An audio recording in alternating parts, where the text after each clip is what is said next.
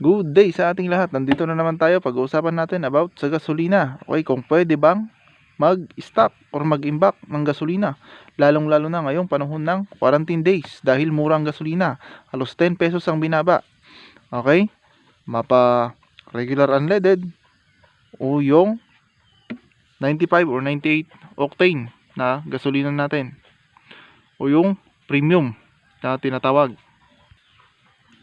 Ngayon, ang tanong, pwede bang mag-imbak o mag-stock ng gasolina? Ang sagot, para sa akin oo. Bakit ko nasabing oo? Dahil, kung makikita nyo yung mga sa probinsya, okay? Kung nagra-rides kayo sa probinsya, yung mga lugar na walang gasolinahan, nilalagay nila dito sa bote ng Coke, kaya Pepsi. Okay? Dito nila nilalagay. Ibig sabihin, pwedeng mag-stock. Okay? Yung iba naman, nilalagay dito sa mga galong plastic gallons. Kaya yung mga bote ng mineral water na malalaki, doon nila nilalagay. And kung mapapansin ninyo, okay, yung mga gasolinahan natin, meron po yung mga tangke sa ilalim ng lupa.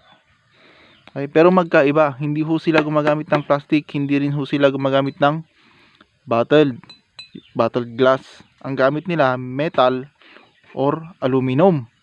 And talagang nakasealed sa kanila, walang hangin na lumalabas, hindi ho basta-basta yon.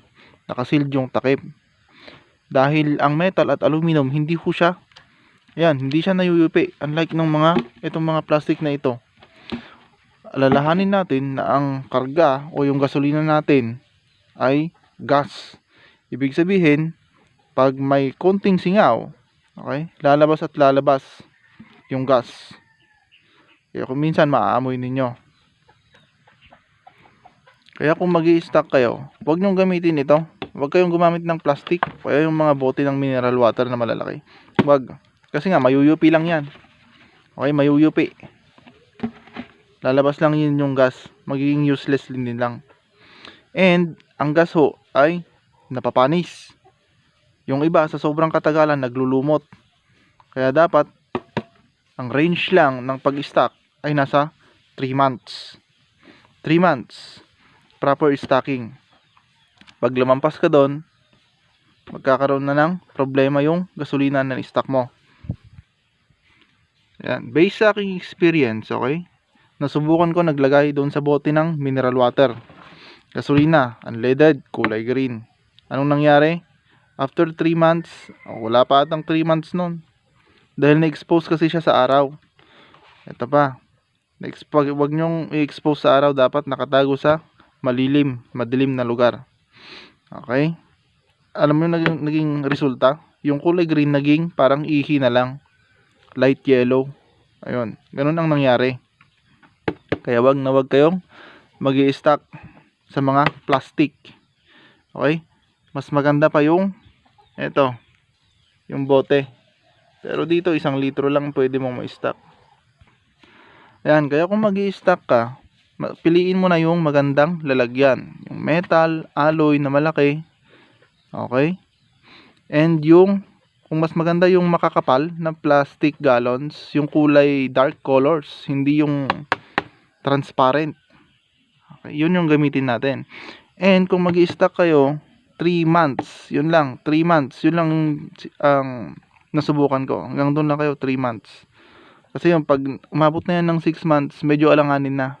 Dapat makonsume na yon.